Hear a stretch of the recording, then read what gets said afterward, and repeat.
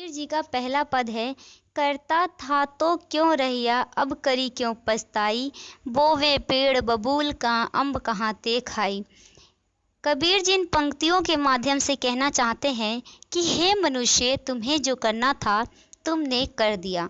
अब उस कार्य को करने के बाद क्यों पछता रहे हो, क्योंकि अब तुम्हारे इस पछतावे का कोई भी फायदा नहीं है।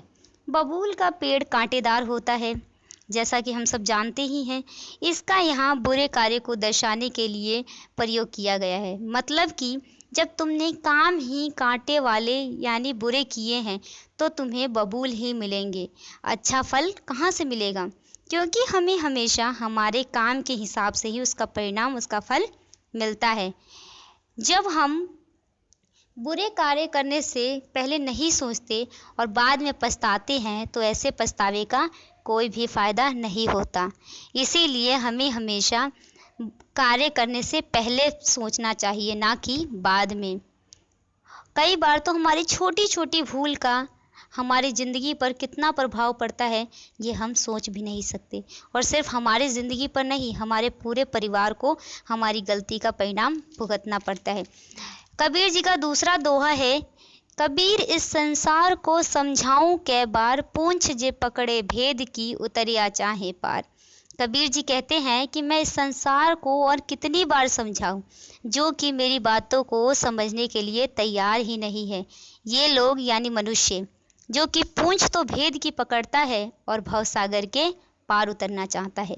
मतलब कि वे अंधविश्वास रूढ़ियों के सहारे ईश्वर को पाना चाहता है, जीवन मरण के चक्र से हमेशा के लिए मुक्त होना चाहता है, परंतु ये मुमकिन नहीं है। मुक्ति पाने का केवल एक ही जरिया है और वो है ईश्वर की भक्ति। लेकिन हम अंधविश्वास रूढ़ियों और छल कपट पाखंड से ये संभव कभी नहीं कर सकते। इसीलिए यदि हम सच में मुक्ति पाना चाहते हैं तो हमें सच्ची भक्ति ही करनी होगी। कबीर जी का तीसरा दोहा है, मुश जैसी मुश्ते निकसे तैसी चाले नाही, मानिस नहीं ते स्वान गति बाध्या जमपुर जाही। कबीर जी कहते हैं कि जो मनुष्य जैसा अपने मुख से बोलता है वह स्वयं वैसा आचरण नहीं करता। यानी कि इस दुनिया में बहुत से लोग ऐसे हैं जो कि अपनी मुंह से बड़ी बड़ी बातें करते हैं, परंतु जब उसका कार्य करने का समय आता है तो वे अपने कहे बातों पर स्वयं ही नहीं चलते, जिसके कारण वे मनुष्य नहीं, उनकी गति मनुष्य नहीं है, वे स्वान गति, मतलब कि उनकी गति कुत्ते के समान है। और जैसे कुत्ता हमेशा बंध कर रहता है, ठीक उसी प्रकार उन्हें भी कुत्ते की तरह बंधकर मृत्यु की ओर चले जाना पड़ता है, परंतु उन्हें मोक्ष की प्राप्ति कभी नहीं होती।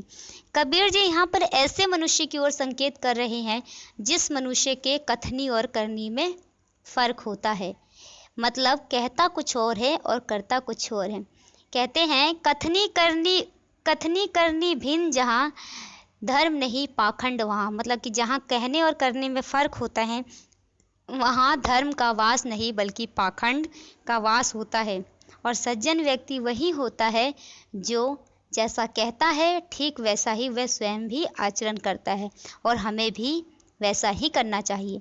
तो चलिए अब चौथे पद की ओर चलते हैं। चौथा पद है, पद गाए मन हर्षिया, साखी कहिया आनंद, सो तन नाव न जानिया, गल में पड़िया फंद। कबीर जी इस पद में ऐसे साधुओं के बारे में कहते हैं कि कुछ साधक मन और वचन से एक नहीं होते। एक तरफ तो वे ऐसा दिखाते हैं कि उन्हें पद गाकर काफ़ी खुशी मिलती है और साखियों से भी उन्हें काफ़ी आनंद मिलता है। मतलब कि वो भगवान की भक्ति से बहुत प्रसन्न है और उन्हें सांसारिक मोह माया से कोई मतलब नहीं है। लेकिन दूसरी ही तरफ वे अपने शारीरिक सुख सुविधाओं, इच्छाओं की पूर्ति में लगे रहते हैं।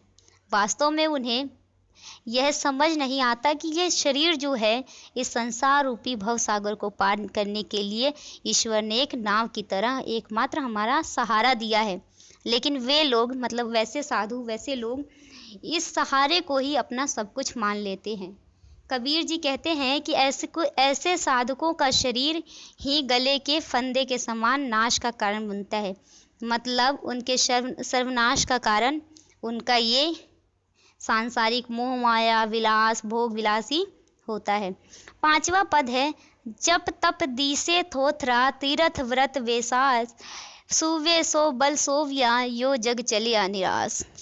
कबीर जी कहते हैं कि ये जप और तप, मतलब कि हम जो जाप करते हैं, ऋषि मुनि जो जाप करते हैं, तपस्या करते हैं, या और भी लोग, सब मुझे थोथरा यानी कि व्यर्थ और खोखला सा लगता है। और तीर्थ और व्रत भी मेरा इन पर कोई विश्वास नहीं है, ये भी मुझे बेअसर से दिखाई पड़ता है। अब इन सब का कोई भी प्रभाव देखने को नहीं मिलता। सूबे मतलब कि तोता, और सैंबल एक वृक्ष होता है जिन पर लाल रंग का फूल आता है। देखने में वो बहुत सुंदर लगता है, परंतु उसमें कोई मीठा रस नहीं होता।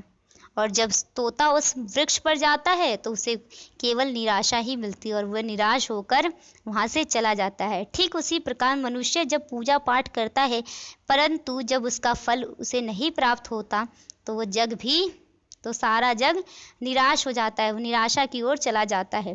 क्योंकि अक्सर मनुष्य को लगता है कि मैं व्रत पूजा पाठ तीर्थ यात्रा से सब कर रहा हूँ तो मेरी ज़िंदगी में सब कुछ अच्छा ही होगा। लेकिन उन्हें ये समझ नहीं आता कि इन सब से भी बढ़कर होता है इंसानियत। भले हम पूजा पाठ इतना ना करें, लेकिन हम लोगों की मदद करें तो वो कई गुना पूजा पाठ से और ईश्वर हमसे प्रसन्न होंगे। छठा और लास्ट पद है, जानी बूझी साचिए तजे करे झूठ से नेह, ताकि संगति राम जी सुपिनय ही जीनी देहु। कबीर जी कहते हैं कि जो मनुष्य जानबूझकर सच को त्याग कर देता है, मतलब जानी बूझी मतलब जानबूझकर, साची मतलब सच, तजय मतलब त्याग, करे झूठ से ने और झूठ से प्यार करते हैं, तो ऐसे लोगों की संगति में ना जाने दे। वो ईश्वर से प्राप्त करते हैं कि हे ईश्वर, हे राम जी, मुझे ऐसी संगति में जाने से सदैव ही बचाए और मुझे सपने में भी ऐसी संगति में जाने ना दे। कबीर जी का मतलब है कि दुनिया में ऐसे बहुत से लोग हैं जिन्हें पता होता है कि क्या सच है और क्या झूठ, क्या सही है और क्या गलत, फिर भी वे लोग जानबूझकर गलत का साथ देते हैं, झूठ बोलते हैं। हे ईश्वर, ऐसे लोगों से सदैव ही बचाए रखना और सपने में भी ऐसे लोगों की संगति में मुझे मत जाने देना, क्योंकि हमारे ज़िंदगी में संगति का बहुत महत्वपूर्ण भूमिका होती है। Thank you so much. आपको अच्छा लगे तो लाइक करें, कमेंट करें, अपने फ्रेंड्स के साथ जितने भी हों जो आपकी क्लास के, उन्हें शेयर करें और प्लीज़ मेरे चैनल को सब्सक्राइब करें।